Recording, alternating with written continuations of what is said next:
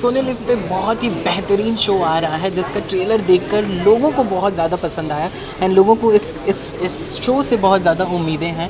Doctor Arora नाम है और हमारे साथ इस वक्त मौजूद है डॉक्टर अरोड़ा के क्रिएटर, पूरे करता धरता द लेजेंडरी इम्तियाज़ अली। आपका बहुत बहुत स्वागत है E24। Thank you very much. कैसे हैं आप? मैं बिल्कुल ठीक हूँ, आप कैसे हैं? मार्वल एकदम का आपने बढ़िया। शर्ट पहना हुआ है, बहुत अच्छी शर्ट है। फ़ैन होता है इसीलिए। हाँ बहुत अच्छा, मैं भी मार्वल का फ़ैन होता जा रहा हूँ धीरे धीरे। Thank you so much sir. Sir talking about doctor Arora की जो कहानी है, आपने अभी थोड़ी देर पहले बताया था कि आपको मतलब ट्रेन में ट्रैवल करते वक्त कुछ दिखा था वैसे करके, अगर आप हमें बताना चाहिए किस तरह से इस कहानी को आपने सोचा?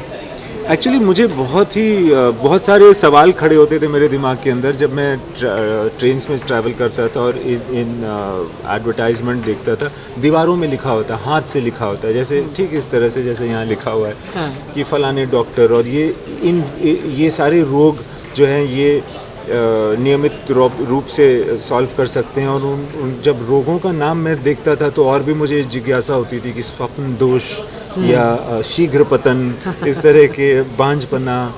तो मुझे बड़ा इंटरेस्टिंग लगता था कि ये क्या है। और फिर जब पता चला तो लगा कि यार ये जो इससे ग्रस्त होता होगा वो छुपाता कैसे होगा इन चीज़ों को, और क्या मतलब सोशल सिचुएशन है कि हमें इन चीज़ों को छुपाना पड़ता है, बल्कि जबकि हम दूसरे किसी तरह की हमें मर्ज हो जाए तो हम छुपाते नहीं हैं, बट ये हम छुपाते हैं। तो उन पे क्या बीतती होगी, वो डॉक्टर कैसा होगा जिसके पास वो जाते हैं, वो क्लिनिक का माहौल क्या होगा, तो माहौल क्या होगा छोटे से शहर में इस तरह की प्रॉब्लम को सॉल्व करने का या इसके साथ जीने का, वो मुझे बहुत इंट्रीगिंग लगता है।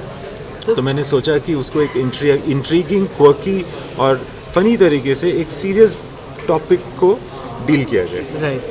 तो सर आपने कुछ इसके लिए कुछ फिजिकली रिसर्च किया था क्या? कुछ ऐसे क्लिनिक में गए या फिर कुछ ऐसा पता किया क्या, कुछ ऐसा हमें बताना चाहिए? हाँ, मैंने कुछ तो क्लिनिक्स देखे हैं अपनी ज़िंदगी में, कि वो फ़लाने रूपक सिनेमा की पीछे वाली बिल्डिंग में डॉक्टर साहब फ़लानी तारीख को मिलेंगे। तो बहुत सारी रिसर्च ना ज़िंदगी ने करवाई हुई थी। और दूसरी बाकी जो रिसर्च थी जिसको हम सेकेंडरी रिसर्च कहते हैं, वो हमने बाद में की कि बहुत सारी किताबें पढ़ी और चीज़ों के बारे में जानने की कोशिश की।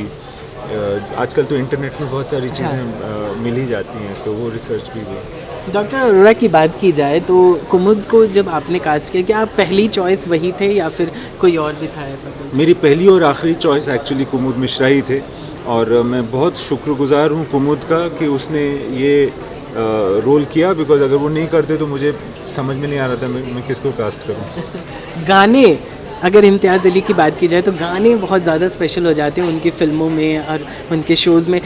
गानों को लेकर हम बात करें सर, जब इसकी बैकग्राउंड जो म्यूज़िक आ रही थी वो उस किस तरह, मतलब आपने इसके लिए क्या कुछ टाइम लिया था इस गानों को बनाने के लिए? अरिजीत सिंह की आवाज़ में भी एक गाना आया है, बहुत ही अभी जब मैंने सुना मुझे बहुत पसंद आया। क्या जी, इसमें ना 4 म्यूज़िक डायरेक्टर्स हैं।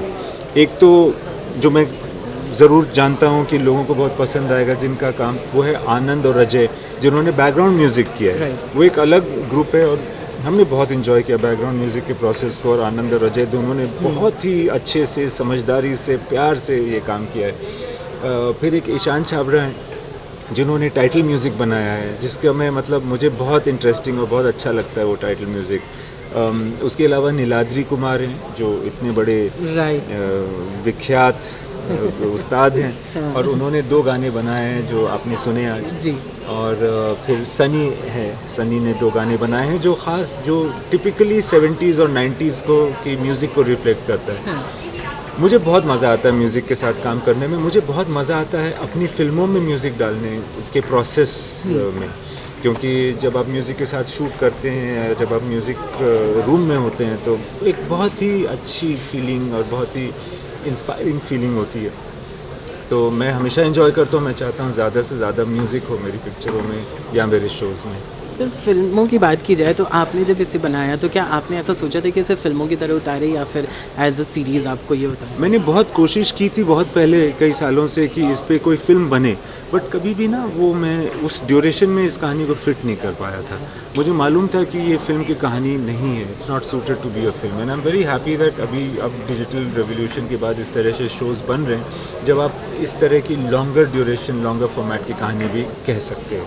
राइट। और सर इसमें हमने देखा कि 2 ऐसे लोग सोच विचारधारा वाले लोग देखने को मिले, जो कि भुगत रहा है, दूसरा जो समाज से बचने की कोशिश कर रहा है, जो चाहता नहीं कि वो चीज़ें बाहर आए, उस तरह को उसको आपने किस तरह से दर्शाने की कोशिश की थी? बहुत सारे कैरेक्टर्स हैं और अलग अलग परिस्थिति जिसमें लोग अपने आप को पाते हैं, उसको अलग अलग कैरेक्टर्स और अलग अलग सेट्स ऑफ कैरेक्टर्स के साथ हम लोगों ने कहने की कोशिश की है। जैसे कि विवेक भूषण जो रोल कर रहे हैं वो मिस्टर बागला का है जी। अब उनकी कोई प्रॉब्लम नहीं है, बट उनके बेटे को कोई प्रॉब्लम है। तो वो किस तरह से इस प्रॉब्लम से डील कर रहे हैं, किस तरह से वो चाहते हैं कि बेटे की प्रॉब्लम, कैसे वो अपने बेटे को जज कर रहे हैं, उसके थ्रू हम ये भी दिखा रहे हैं कि भाई देखो आप बागला की तरह ना बनो आप अरोरा की बात सुनो।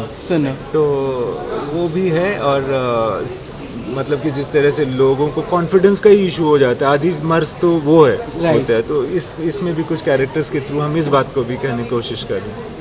सर नॉर्मली 2 डायरेक्टर्स एक सीरीज़ में हैं, जो कि ये नॉर्मली हमें देखने को मिलता है जो आउट ऑफ कंट्रीज़ में होते आए हैं। तो 2 डायरेक्टर्स को एक साथ एक ही स्टोरी में इस तरह लाना, जिनकी विचारधारा को एक साथ मैच करना, वो आपने इसमें क्या है ना कि डिजिटल शो में क्या होता है कि एक क्रिएटिव शो रनर होता है, ये एक काम होता है कि वो एक यूनिफाइड विजन रखता है। वो काम मैं कर रहा था। फिर क्योंकि आप समझ लीजिए कि ड्यूरेशन इतनी होती है ना कि आपको 4 या 5 फीचर फिल्म्स बनानी है, तो ये बहुत ज़्यादा काम होता है जो एक आदमी को करना बड़ा मुश्किल है।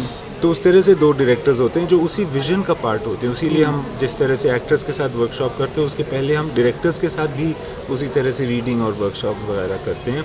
फिर हम उनके स्ट्रेंथ के हिसाब से हमने चूज़ किया कि अर्चित कौन से कैरेक्टर्स के साथ डील करेगा और साजिद किस कैरेक्टर्स का ग्राफ संभालेगा। तो फिर उन लोगों ने इस तरह से काम डिवाइड किया अपने बीच। चलिए, thank you so much sir, thank you so much and all the best sir, thank you. Camera person आनंदों के साथ नवीन सिंह भारद्वाज, E24 मुंबई।